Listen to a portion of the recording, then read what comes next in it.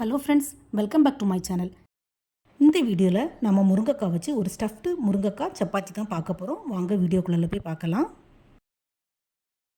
அதுக்கு முன்னாடி நம்ம சேனலில் ஃபஸ்ட் டைம் பார்க்குற வியூஸ் ப்ளீஸ் சப்ஸ்கிரைப் பண்ணி வச்சுக்கோங்க. அப்போ தான் நான் போடுற வீடியோஸ் எல்லாமே மிஸ் ஆகாமல் உடனே உங்களுக்கு நோட்டிஃபிகேஷனில் வரும்.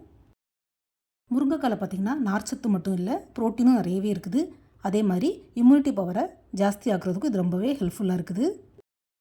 நம்ம இன்றைக்கி கொஞ்சம் டிஃப்ரெண்ட்டாக சப்பாத்தியில் முருங்கைக்காய் போட்டு பண்ண போகிறோம். எப்படின்னா, நான் இந்த ரெசிபி பண்ணுறதுக்கு ஒரு 5 முருங்கைக்காய், சின்ன முருங்கைக்காய் தான் 5 எண்ணம் எடுத்துருக்கிறேன்.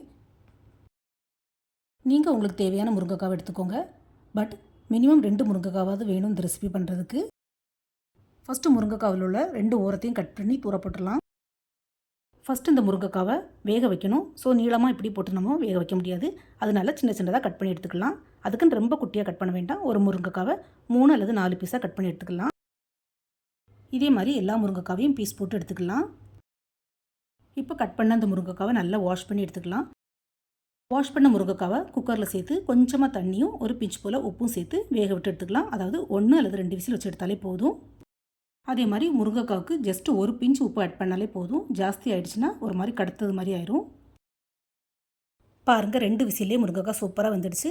இந்த முருங்கைக்காய் அவ்வளோத்தையும் இப்போ தனியாக எடுத்து வச்சுக்கலாம். இந்த முருங்கைக்காய் வேக வச்ச தண்ணியை நம்ம தூர ஊற்றிடக்கூடாது. இந்த தண்ணியை வச்சு தான் நம்ம இன்றைக்கி சப்பாத்தி மாவு பிசைய போகிறோம். முருங்கைக்காய் வேக வச்ச இந்த தண்ணியில் நிறைய சத்து இருக்குது. ஸோ இதை களைய வேண்டாம். சப்பாத்தி மாவு பிசையதுக்கு ஒரு மிக்சிங் பவுலில் உங்களுக்கு தேவையான அளவு கோதுமை மாவு எடுத்துக்கோங்க. அதில் கொஞ்சமாக உப்பு ஆட் பண்ணிக்கலாம்.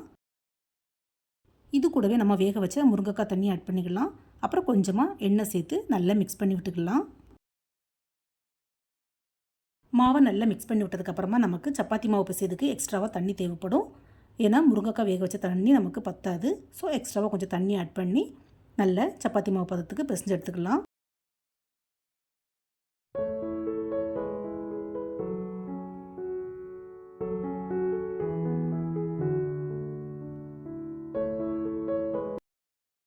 மாவை இந்த மாதிரி நல்லா சாஃப்டாக பிசைஞ்சு எடுத்துக்கலாம். சப்பாத்தி மாவு பிசையதுக்கு ஒரு டிப்ஸ் என்னென்னா, இந்த மாதிரி பறந்த, அதாவது விளிம்பு எதுவும் இல்லாத பாத்திரமாக எடுத்துக்கிட்டிங்கன்னா உங்களுக்கு மிக்ஸ் பண்ணுறதுக்கு ரொம்ப ஈஸியாக இருக்கும். அதே மாதிரி மாவும் வேஸ்ட் ஆகாது, சீக்கிரமாகவும் வேலை முடிஞ்சிடும். ட்ரை பண்ணி பாருங்கள் ஃப்ரெண்ட்ஸ்.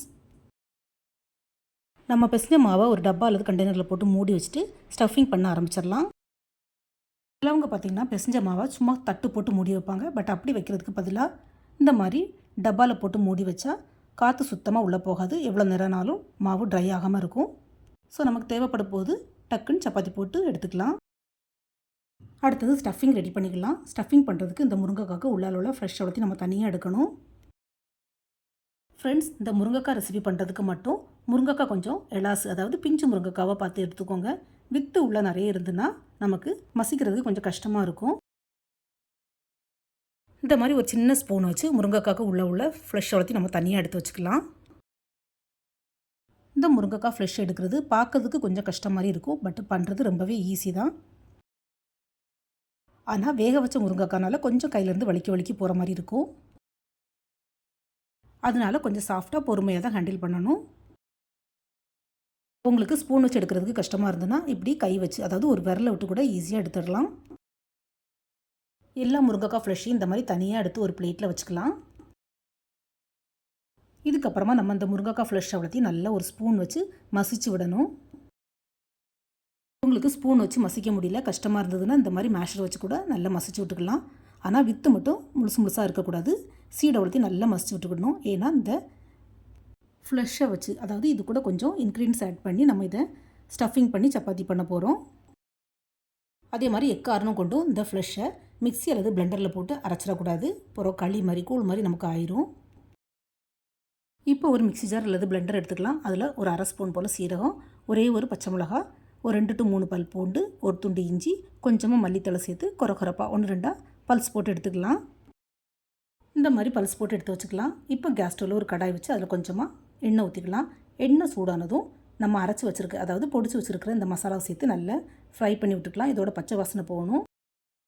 ஃப்ரெண்ட்ஸ், இந்த பச்சை மிளகா, இஞ்சி, பூண்டு எல்லாமே நான் ஒரு 5 முருங்கைக்காய்க்கு தான் எடுத்துருக்கிறேன். நீங்கள் குறவோ கூடுதலோ உங்கள் தேவைக்கு தக்கன எடுத்துக்கோங்க. பட் இதுதான் பேசிக் இன்க்ரீடியன்ஸ். ஃப்ரெண்ட்ஸ், இந்த முருங்கைக்காய் வேக வச்ச ஃப்ளஷில் பார்த்திங்கன்னா கொஞ்சம் தண்ணி விட்டு போய் தான் இருக்கும். ஸோ நம்ம இப்படியே வச்சு ஸ்டஃபிங் பண்ண முடியாது. அதனால இது கூட கொஞ்சம் ஃப்ளவர், அதாவது கொஞ்சம் ஏதாவது மாவு ஆட் பண்ணணும். இப்போ ஃப்ரை ஆகிட்டுருக்க இந்த இஞ்சி பச்சை மிளகா பேஸ்ட்டில் கொஞ்சமாக பெருங்காயத்தூள், ஒரு அரை ஸ்பூன் போல் மஞ்சள் தூள், அரை ஸ்பூன் மிளகாத்தூள், அரை ஸ்பூன் மல்லித்தூள் சேர்த்து நல்லா மிக்ஸ் பண்ணி விட்டுக்கலாம். இந்த மசாலாவோட பச்சை வாசனையெல்லாம் போகணும், அந்த அளவுக்கு நல்லா மிக்ஸ் பண்ணி விட்டுக்கலாம். இப்போ இது கூட பைண்டிங்காக வேண்டி கொஞ்சமாக நான் பொட்டுக்கடலை மாவு ஆட் பண்ணுறேன். நீங்கள் பொட்டுக்கடலை மாவுக்கு பதிலாக கடலை மாவு கூட ஆட் பண்ணிக்கலாம். அப்படி இல்லைன்னா ரோஸ்டட் சன்னா பவுட்ரு, அதாவது வெள்ளை கொண்டக்கடலையோட உப்பு கடலைன்னு சொல்லுவோம்ல, அதோட பவுடரை கூட நம்ம சேர்த்துக்கலாம். எந்த மாவு சேர்த்தாலும் இந்த மாதிரி நல்லா ஃப்ரை பண்ணி விட்டுக்கணும். இதோட ராஸ்மல் எல்லாம் போகணும்.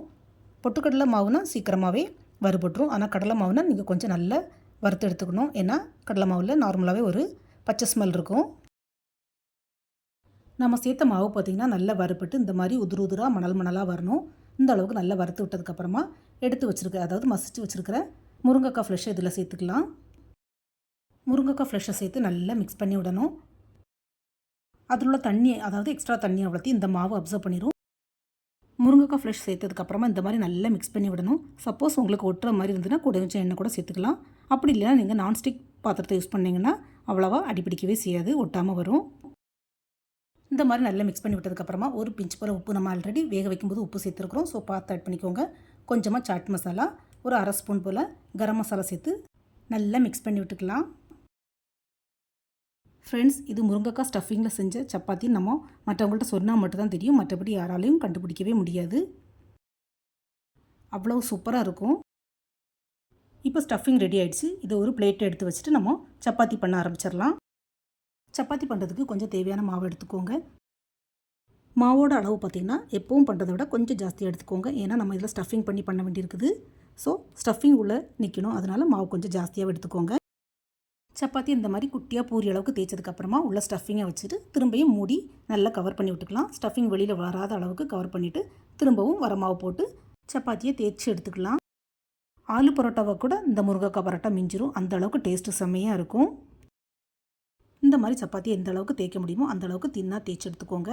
இதுக்கப்புறமா கேஸ் ஸ்டவ்வில் ஒரு தோசைக்கல்லை வச்சு சூடாக்கிக்கலாம். கல் சூடானதும் அதில் போட்டு சுட்டு எடுத்துக்கலாம். ஆனால் இந்த பரோட்டா பண்ணுறதுக்கு எண்ணெய்க்கு பதிலாக நெய் யூஸ் பண்ணிக்கோங்க ஃப்ரெண்ட்ஸ். டேஸ்ட்டும் ஸ்மெல்லும் செம்மையாக இருக்கும். பாருங்கள், முருங்கைக்காய் ஸ்டஃப்டு பரோட்டா எப்படி அழகாக பொங்கி வருதுன்னு. காய்கறி சாப்பிடாத கிட்ஸுக்கு இந்த மாதிரி நம்ம ட்ரை பண்ணலாம். டேஸ்ட்டும் நல்லாயிருக்கும், ஹெல்த்தியும் கூட. மற்ற சப்பாத்திகளையும் இதே மாதிரி ஸ்டஃபிங் வெளியில் வராமல் போட்டு எடுத்துக்கலாம். அப்புறமா ஒன்றொன்னா கல்லில் போட்டு சுட்டெடுத்து சுட சுட சர்வ் பண்ண வேண்டியதான். ரொம்பவே சாஃப்டாக டேஸ்ட்டாக இருக்கும். அதே மாதிரி சுட்டு ஹாட் பேக்கில் போட்டு வச்சாச்சுன்னா எவ்வளோ நேரம் ஆனாலும் ஹார்டாகவே செய்யாது, சாஃப்டாகவே இருக்கும். ஃப்ரெண்ட்ஸ், இந்த வீடியோவை பார்த்ததோடு விடாமல் நீங்களும் இதே மாதிரி வீட்டில் முருங்கைக்காய் ஸ்டஃப்டு பரோட்டா செஞ்சு பாருங்கள். உங்களுக்கு மட்டும் இல்லை, உங்கள் வீட்டில் இருக்க எல்லாருக்கும் கண்டிப்பாக பிடிக்கும். உங்களுக்கு எப்படி வந்தது, உங்களுடைய ஃபீட்பேக்கை மறக்காமல் ஷேர் பண்ணுங்கள். இதே மாதிரி வேறையும் நிறைய இன்ட்ரெஸ்டான யூனிக்கான ரெசிபிஸ் அண்ட் ஸ்நாக்ஸ் பார்க்குறதுக்கு SRV கலக்கல்ஸை சப்ஸ்கிரைப் பண்ணிக்கோங்க. இந்த வீடியோ பிடிச்சிருந்தா நம்ம channel like, share and subscribe பண்ணுங்கள். தேங்க்ஸ் ஃபார் வாட்சிங். See you soon in the next video. Bye.